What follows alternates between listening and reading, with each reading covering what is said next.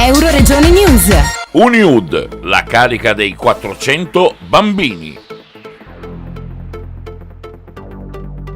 Nadia Olivo, presidente del CEDIM e regista del progetto, in collaborazione con l'Università di Udine, il musicista Giovanni Molaro, arrangiatore e accompagnatore, nonché Giorgio Hausermann, l'ospite d'eccezione, un fisico dell'Alta Scuola Pedagogica del Canton Ticino per la formazione degli insegnanti, e la professoressa Marisa Michelini. Allora, la motivazione della proposta che abbiamo fatto è quello di fare un lavoro tra scienza e musica che possa dare ai bambini un approccio scientifico alle cose, agli eventi e a quello che accade loro. E inoltre ci è stato molto utile perché finalmente abbiamo potuto utilizzare delle app, non dei giochi elettronici ma delle app con i bambini a scuola per approfondire gli argomenti trattati.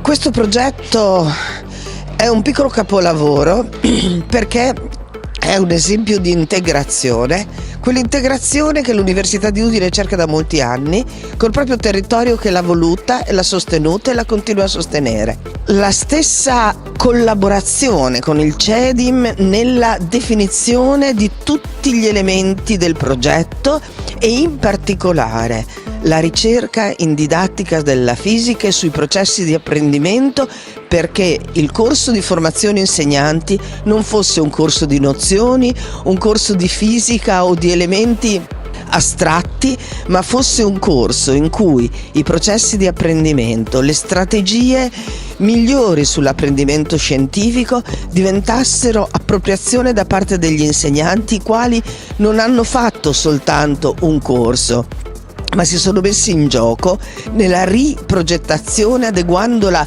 al contesto della scuola che avevano.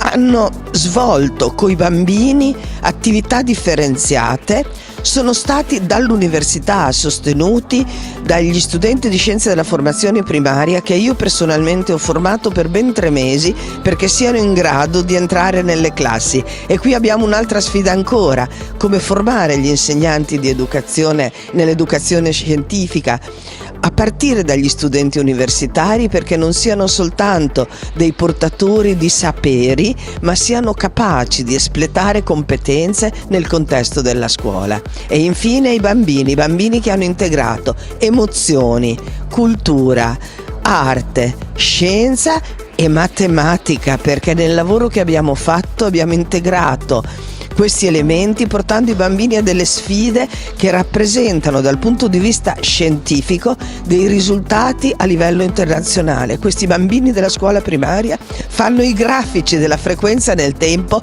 sanno leggere dei sonogrammi, e mi fermo qui perché voglio che sia da parte di chi assisterà al lavoro vedere e vivere le emozioni di risultati straordinari raggiunti dai nostri bambini, che come ogni generazione sono migliori di noi stessi e portano avanti la conoscenza verso il futuro.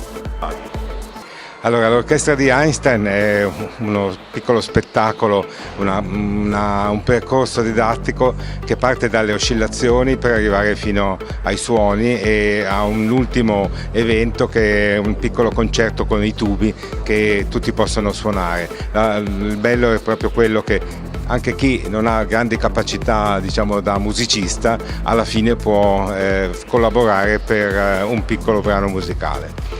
Il nostro lavoro del Giardino della Scienza si occupa un po' di tutta la parte scientifica e soprattutto di fisica, e il nostro target è proprio quello dei bambini delle scuole primarie. Abbiamo visto che lì c'è molto bisogno di portare della scienza, di portare degli esperimenti semplici che possano magari poi rifare a casa.